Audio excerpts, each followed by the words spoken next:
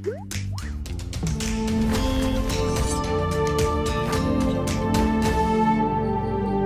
Diwali, friends. Hello, and how are we all, friends? Trust all over the world. It is the season of festivals, and when the season of festivals starts, so does our love for Mava and sugar and sweets springs up, and we start to indulge very heavily into sweets.